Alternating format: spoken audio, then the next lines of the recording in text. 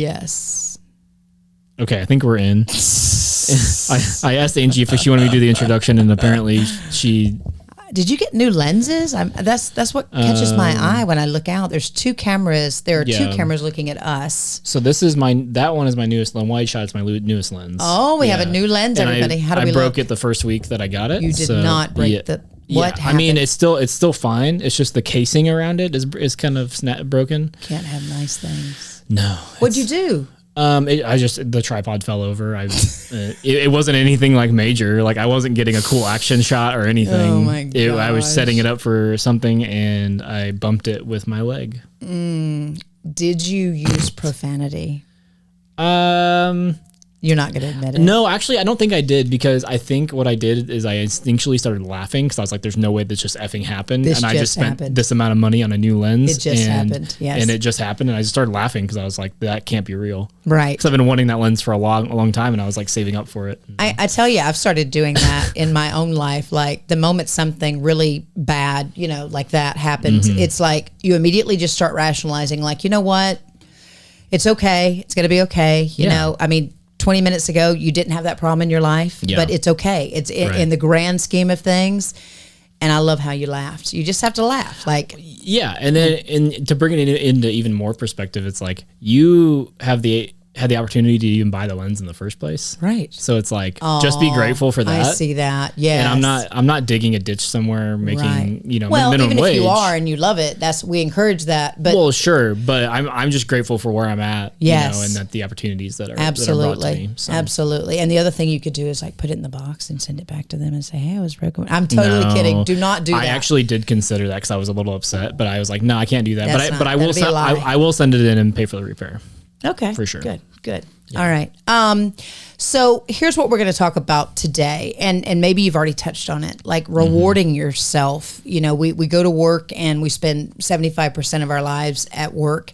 And if you're not careful, you get into a rut, right? Do we talk about that a lot here? I mean, a creative rut is real, especially if you do a lot of the same type of work every month. You feel like it's mundane. You're just going in, But I would encourage you to be more aware of your surroundings. You've done it. You've journaled. Just stop every day and think about what you're doing and how it matters. Yeah.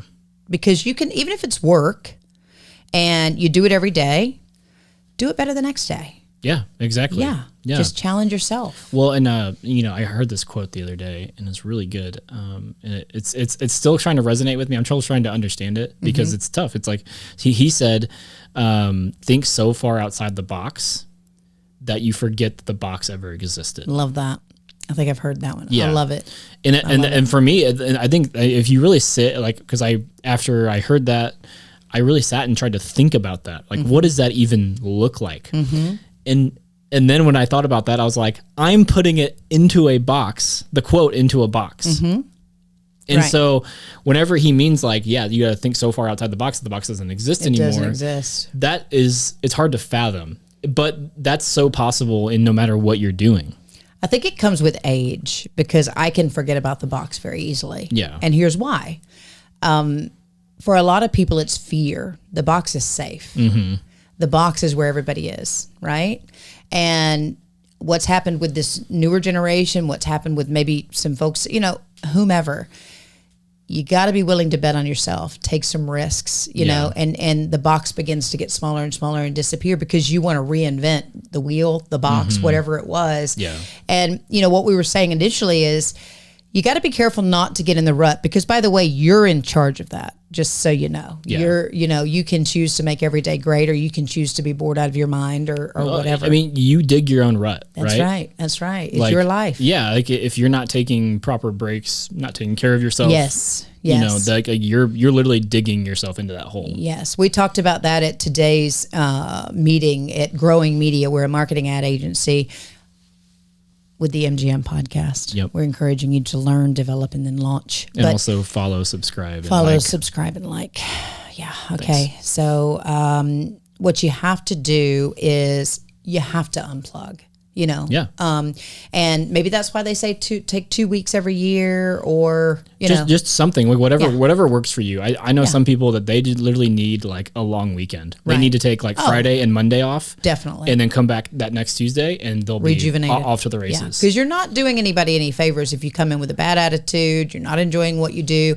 And this is in any field. This is teaching, this is law, this is healthcare, this is whatever it is that you're doing. You know, you can find the good in every day, you can find the excitement, and then when you're finding it difficult to find that, check out for just a little bit. And I think people will thank you for that. Yeah. And I think the biggest, like the hardest challenge that I have with stuff like that is mentally checking out. Right.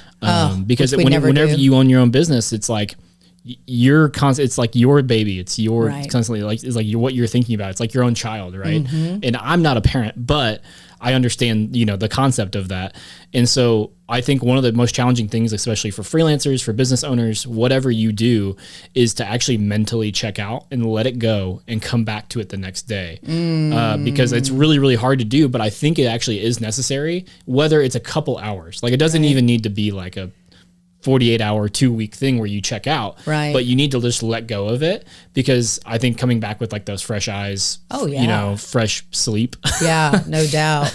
And, you know, sometimes if you're like us, I think, where your mind is going nonstop and you're actually excited about it, but you're trying to check out, turn your attention for a moment. Like if you have children, you know, if you have a hobby, say, I'm going to give all of my attention to this, you know, because if you're one of those and you can't shut down, just refocus, like, you know, spend that quality time or go do that extra thing that maybe you haven't taken the time to do. Yeah. And you'll be happy that you did that. The other thing that has happened of late here at GM, and I know it happens in a lot of companies, you don't even realize that people are watching and seeing what you're doing in a certain way until you get an email or a phone call that you're up for an award, which is really kind of cool. Yeah. Right? And I think that's why schools have started doing that, law offices, medical groups. Like, reward your staff, you know, let them know that they matter, because I tell you what it did to our morale here in the marketing ad agency. Darn it, people are watching and they're looking at it and they like it, and now we get to vote on it, and it could be the best commercial in the country. Yeah, I mean, I made that comment earlier in the meeting where it was like, you're editing all day, you're working on stuff, you kind of forget the big picture of everything that you are working on. That's right. Whenever you're just so, you know, in the locked trenches. In. Yeah, right? Yeah. And what is it they say? And I think you can take this to heart in whatever you do. You're only as good as your last assignment. You can't be guaranteed that people are going to go back and look at your body of work over your lifetime. Whatever it is that you're doing, do it the best that you can do it, the best of your ability, because that may be the only thing that somebody sees. You know? And you don't know what opportunity one single piece of work can create. That's right. We're super excited about that. So anyway, we wish that we could send you the link so you could vote to help us win the best commercial there in the country, but maybe we'll look into... Can we do that? Well, I can post the link in the description. Oh, yeah, that would be good. Yeah, I will post the link in the description, because when does voting stop? Though. I think it stops the 30th. What is today? So if it's not in the description, it was too late. Yeah, no, it'll be in the description for like 2 weeks. Okay, cool. Then just go ahead and like it. Yeah, vote. That's good. Vote Should we tell them which video it is? Yeah, we have to.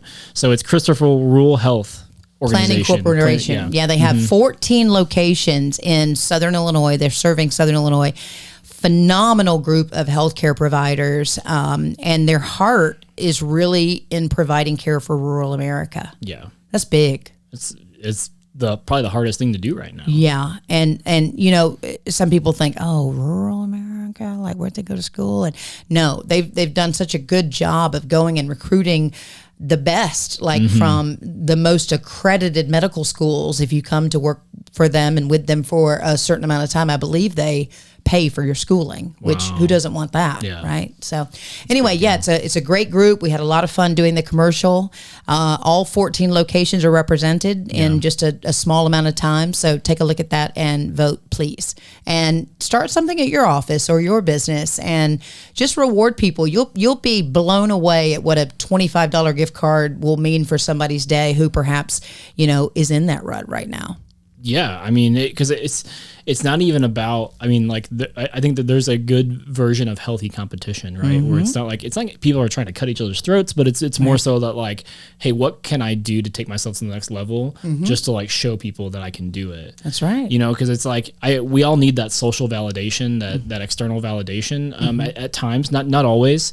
But I think it does help. I think it does help to sometimes come into a comparison and be like, oh, okay, I see what they did. That's really cool. I'm going to try that next time I'm working on a project. Yeah, absolutely. And something that I've adopted of late is leave nothing unsaid. And maybe again, it comes with age, and maybe if you're younger, you would be embarrassed to do this. But if there's something you want to say to somebody, if there's something that you're feeling and you really appreciate this person, or you really care about this person, and you really just want to give them a little bit of encouragement or love on them, or whatever it is, leave nothing unsaid. I had such an emotional reunion not long ago with old college buddies, and cool. we were talking, and within like 5 minutes we're in tears because I looked at them and I meant it when I said, you helped build the foundation of who I am today. Wow. We are who we are today because of what we experienced early on. And I didn't want to say that at their funerals, like, oh, they made such an impact on my life. Yeah. I told them right then, and they were both, look, we're all journalists, so we're never at a loss for words.